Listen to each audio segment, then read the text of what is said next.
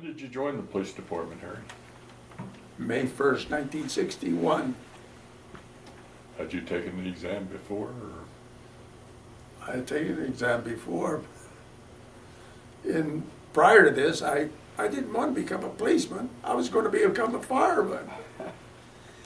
And me and my best buddy was going to take the exam, and they found out that they said they felt I had a hernia. So I had to go to Goldman, Doc Goldman, who was the physician at that time for the Denver Police Department and the fire department. Well, he said I had a hernia, so he said to come back next year. Now, this was in 1960. My buddy went on the fire department, and the fall of 60, I had heard about the test, and somebody says, I dare you to take that police exam. So I took the test and became a policeman in 61. It was basically a dare because I really wasn't the best kid on the block. Yeah, I could tell a number of incidents with the police, but yeah, it dates back when I was a teenager. But I grew out of that because I got married, had 2 children, and I was actually 26 when I became a police officer. So I wasn't one of the young kids like 21. I was a little older than the rest of them. And in my class there was a bunch of great guys. There was 21, but only 20 showed up in the class. And boy, was that academy something hot. Couldn't believe how hot it was there at the 20th Street Recreation. We could hardly wait for the classes to be over so we could go. I was working for the Denver Public Schools at the time as a custodian for $390 a month, and I got a pay raise of $393.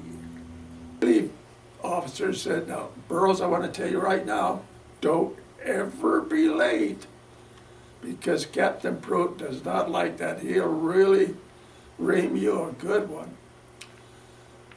I said, geez, thanks for telling me. The very next morning, I'm late. I get a call. Are you coming in today, Burroughs? And this was, at the time, Sergeant Wiley. Boy, there was a plump guy. Mr. Doom and Gloom, boy.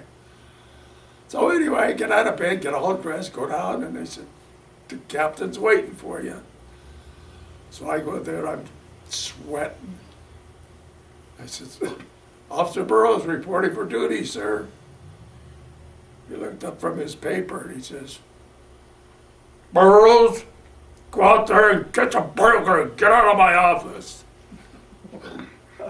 They used to call him Liver Lips. That's what his jaws. Burroughs, get out of my office and go catch a burglar. And it was a great time though at District 6 also. Great bunch of guys to work. Yeah, the soapbox derby came down Federal. And so I had to work that day, and you couldn't go across Florida because it came from this, actually almost Jewel, and was going north on Federal. So at that time, we had the distinction of whenever you made a report, you had to phone it in. So I was driving this 1962 Chevrolet. So on the west side of the station, there was a door. You'd go in and just call your report in real quick. So I put the car in gear. I didn't shut it off, but I put the car in gear. But this other cop comes in, he says, hey, Burroughs, is that your car in the alleyway there? I said, yeah. He said, well, it's going down there. I said, you're kidding. And this car goes down, it's in gear, goes down, and hits the telephone pole, thank goodness, because the derby was going on. So, of course, the lieutenant at the time was Hallman, and he advised me not to do that again. Well, I liked the investigators the best, which I got more pay. Became a detective there in investigations. But that took a while. Or what? Well, basically in '61, it was coal box. And then they finally got them in the cars.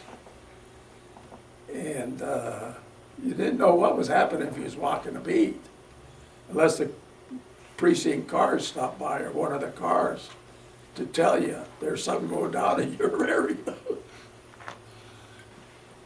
While I was in traffic, of course, we handled basically all the movement of dignitaries from the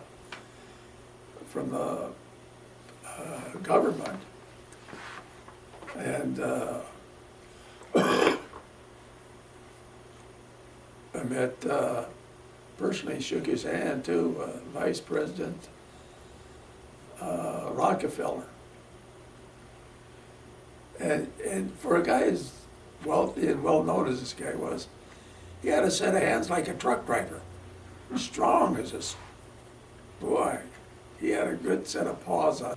I had such a great career that I had a lot of episodes during my career, though, and I never really wanted to retire. And I should mention a couple of I always liked the challenge, and apparently some of the brass, that's why they always took me maybe the wrong way or the right way, I don't know. But it started a long time ago in traffic. In fact, when I became sergeant, they'd have a staff meeting, the traffic would, and Chief Luby and the captains and lieutenants and all the sergeants had to sit in and listen to BS crap. And I made a comment during one of them sessions, and it came down to the captain or the lieutenant, the Burroughs, that Burroughs need not have to attend any more of the staff meetings for Chief Luby. It's persons. And he brought me up there to be a sergeant in the robbery unit. So I was in the tactical motorcycle unit for about 5 years. And in '86, I went to robberies. And at that time, Captain Fitzpatrick was a captain. And Hutch was a lieutenant, and I had a great time. I had a great bunch of detectives. In fact, there was a number of years while I was there, we had the lowest rate of, the highest rate of solved cases. There, Muldix became a captain. He took over a tactical motorcycle unit and a scat unit. He says, Burroughs, come over. We'll ride motorcycles together. I said, Muldix, we're over 40 years old. We're going to ride motorcycles? He says, sure, it'll be fun. I said, well, if you can do it, I can do it. So we take this big motorcycle training with our 350 Hondas because we're a tactical motorcycle unit. And so we're doing this training, and we're coming close to our end, and we got to go out by the